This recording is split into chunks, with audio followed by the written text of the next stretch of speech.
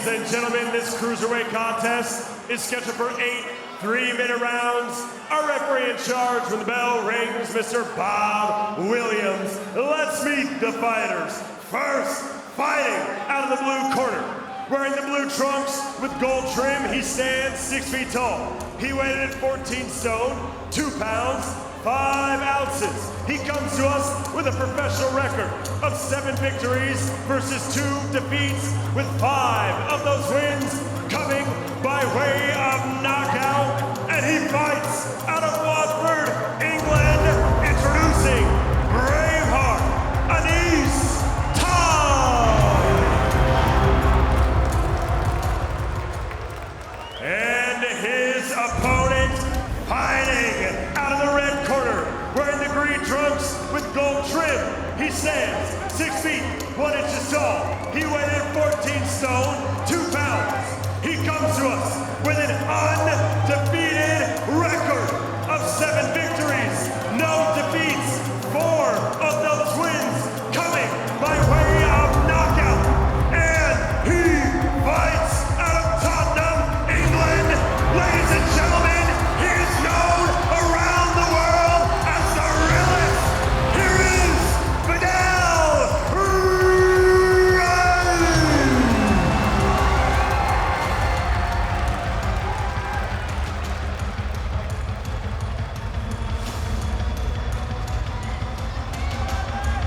Okay, lads, obey my commands. When you're ready to knock down the fighter standard, go to the furthest seat of the room and stay there. Protect yourself all the time. Touch the glove.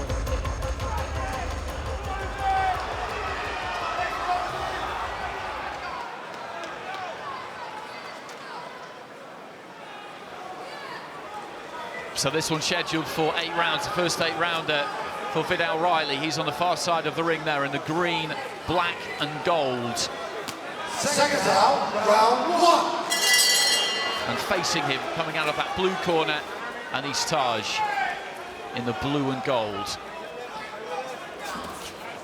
Riley just looking to try and pop that jab early on. Joining us on commentary, former European, British and Commonwealth cruiserweight champion, soon to be, we hope, world title challenger. And I hate to drop this on you so early in the piece, Chris, but in your final ever amateur fight, Viddal Riley handed you a defeat, I think. What do you remember about that? Yeah, no, he did. He beat me on a split decision in the quarterfinals at the ABAs. It was a good fight, good scrap. He's obviously a real talent, had a real good youth amateur career as well, and you can see that's coming out here with these jabs. Taj just getting caught by that left hand on the way in, but trying to get his feet close and let his hands go, and I think this is going to be interesting. Taj's aggression here could be the worst thing for him because he's walking into those ramrod jabs. Those aren't just range finders or point scorers, those are snapping the head back. Those jabs are hurting Taj. Good right hand as well. He's really settled quickly here. Viddal Riley found his range, looks sharp. He's got that balance. He doesn't look like a massive cruiserweight, but there's a kind of density to him. So I was just trying to distract almost with that lead left hand. Riley just keeping him moving, keeping him turning, not really allowing him to set himself.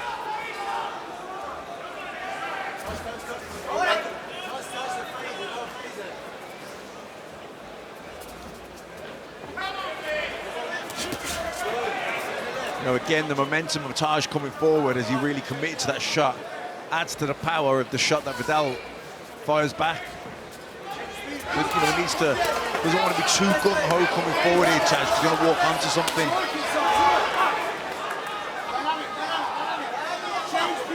He's been a little bit more cautious, maybe, in the last minute or so, would you say, Chris, Anis Taj, because he does want to be aggressive, but at the same time, you can't be too reckless. No, absolutely, and he's been caught a couple of times with good shots, Viddal's caught him with a couple of good right hands, and then obviously walking onto the jabs there, like Matt said. But it's a really good scrap. It's very lively start. It's exciting to watch.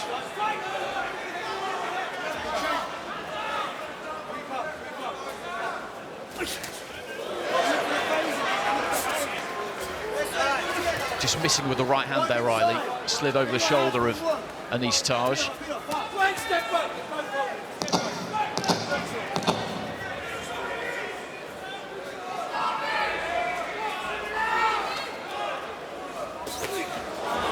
Nice 1-2 there.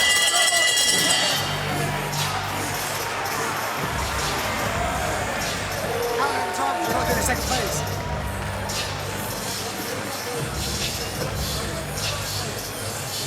One thing to do is be patient. Be patient. Jabbing. Don't overreach. You're going to get him down the line. Remember, 7 more rounds. Yeah? Ping, fainting as well. Up and down, step to the body. Just this way you can open your legs, change your level. Get him, change the level, push it up. But be patient with that jab. Yeah? To stop the jabbing, you stand there. If you stop jabbing, you got faint. You stop jabbing. And you stand still. That's why I call you. Well, you're not moving. 10 seconds. Well, that's Salt Happy in the front row there. I've seen him a couple of times. He's one of the misfits boxers, and he could fight.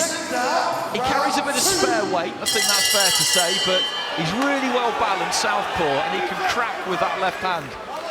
And they're all here supporting Viddal Riley, as we know he's got, or did have, 1 foot in that world, but now very much with both feet in professional boxing. Interesting listening to the corner there between rounds, Chris, because his dad Derek's basically just saying to Viddal, look, just box, just use your skills, just be sensible, because he will come to you. Yeah, and you can see Anis is very open, and I think the longer this fight goes, he'll be even more open, he'll slow down, and then I can see Viddal's speed, you know, and accuracy catching up with him there. Just short with the 1-2. Very nearly landed that right hand at the end of the first round.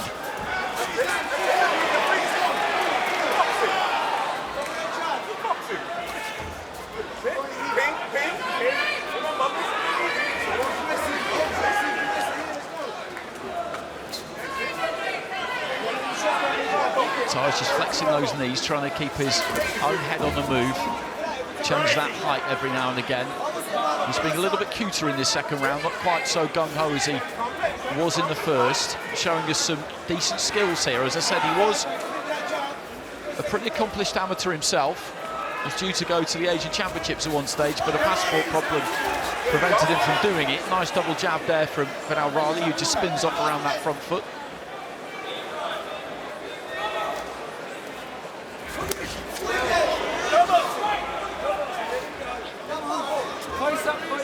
Arms got tangled there as Taj just stepped in and looked for the right hand, as he did again there, chopping down with it. And the right hand half landed that time.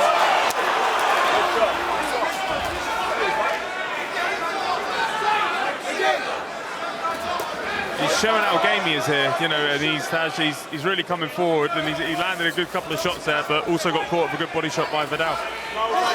Looking for that big overhand right. We saw plenty of that in his previous fight, Viddal Riley against Ross McGuigan, who was pulling out high with his chin and eventually paid the price for that. I like this from Taj in the second round here, though, Matt. He's been clever, he's been cuter, he's showing us that he's not just some kind of aggressive brawler, he can box. No, he's thinking about what he's doing. He's trying to feint more. He's still getting caught with jabs, but that's because of the good stuff that Viddal Riley's doing. It's not of the reckless defenses of him. He has tightened up defensively. He is thinking about it a bit more. He's not as gung-ho or as reckless, but he's still being out-jabbed, out-boxed by Riley. But definitely a better round from Taj. Good shot. Looks for that big overhand right, then through the left hand. They were both half blocked, but they were encouraging enough there for Anis Taj in the corner. Absolutely lovely hand, and I think he'll take something from that round, Chris. Yeah, absolutely. Right at the end of that round, they caught Viddal with a really good right hand, and you know, it definitely caught his attention. Right place. All it is use your jab. You think it's boring? It's nice and simple. Jab, move. Jab, move. Yeah? Just box it. Box him in circles. See, like, don't overreach for it. Yeah? Well, nice and simple advice there from the corner from Derek Riley, just telling his son to just keep boxing, keep using the jab, don't overreach, keep your balance, all of those things that will have been drilled into him in the gym, down at Newham, down at West Ham. He didn't have that solid amateur pedigree. In these kinds of fights, how difficult is it when you're on this kind of stage not to try too hard to impress and overreach? Yeah, obviously that's a difficult thing to do. I think Viddal seems to handle it well, but you know, this is an 8-rounder, so we can't just rely on Anis Taj just dropping off, so he's got to be careful.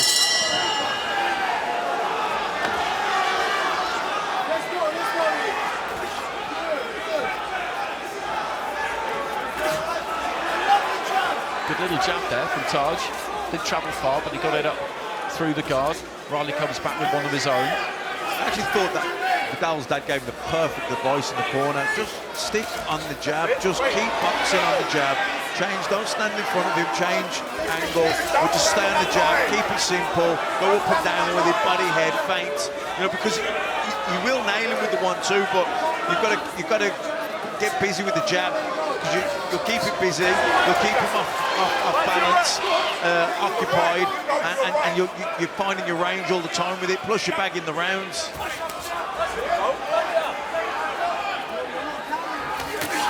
A good shot. There's a right hand from Taj, but then walks into a right hand from Riley, but that right over the top from Taj was a good shot. He commits to it, throws that leg quite wide, cut on the left eye there, though, and he's Taj. I think that would have been the overhand right that, you know, Taj landed a good right hand, didn't he? And then Riley came straight back with a right hand himself. I think that's what probably caused the cut. There's quite a lot of blood. It seems to be running clear of the corner of that left eye. He's just dabbing at it, so I think that could be a problem if it's running into him. Another good right hand there from Riley, and he beats his chest here, and he's charging. It doesn't really surprise me, but he's got to be careful here, because if he can't really see what's coming because of the blood in the eye, particularly if he can't really see that right, then he doesn't need to be too macho here. He needs to get through the round, get back in the corner, and see what they can do with it, Chris. Yeah, I mean, it's really a good fight. You know, it's obviously we're a 3-round fight here, but that cut's definitely affecting him. He's now just winging a little bit too much, and I think that's going to play into Viddal's hands. Yeah, he doesn't want to get too reckless here. That's what Viddal Riley wants. He keeps popping him with the jab and wants to walk him onto the right hand. So, yeah, Taj can't let the heart rule the head here. He has to stay smart. Good right hand. Both of them landed good right hands. Taj was just a little bit too close with his. And look at the blood coming from that cut. It is pouring out of it. They'll have to get to work on that in the corner. The doctor will come and have a look at that. I'm absolutely certain about that. And this is an 8-round fight. So even if it were deemed that was from some kind of... Well, if it were deemed it was from a clash of heads, which we're certain it's not, then it would be within 4 rounds, and this would be a draw if the fight was stopped. But we're convinced that was from that right hand of Viddal Riley. And with a punch having done the damage, if the fight is stopped now, then of course he would get the victory. But it is an absolute mess. You ready to listen to a fucking word I'm saying? Shut up, alright? Oh, well, listen, you're gonna get stopped in a minute, alright? Because of that eye. You ain't listening to a fucking word I'm saying, alright? You gotta know you're a fucking warrior now, son, yeah? Do you wanna fucking win this or what? Alright? Worked all this fucking time. You're up here, mate. Well, that was the right hand. Proud of you, yeah?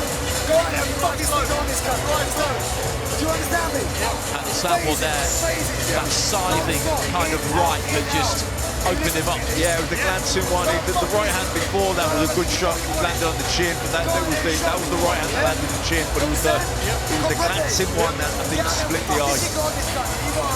The only saving grace is it's above the eyebrow. You know, it will run for his sake down the side of the eye.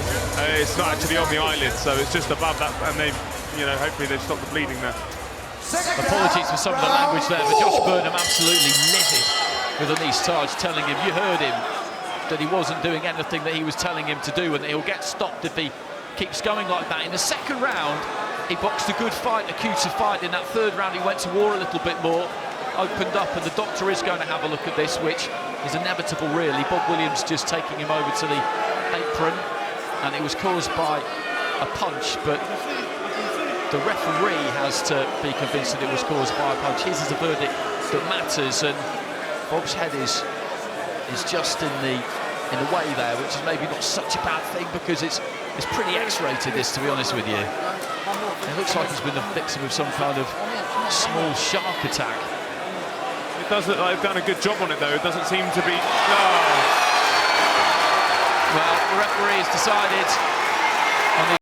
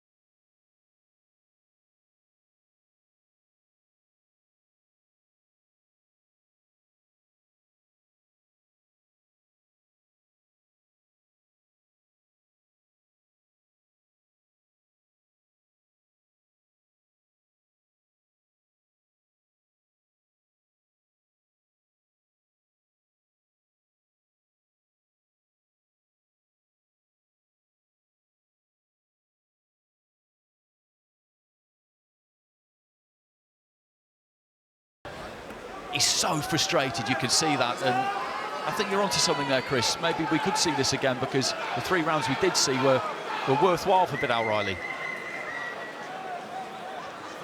Ladies and gentlemen, referee Bob Williams called this out to this contest at 4 seconds of the 4th round, declaring your winner by TKO and still undefeated, Viddal Riley! So a stoppage win for Viddal Riley. He goes to 8-0. We'll be hearing from him very shortly.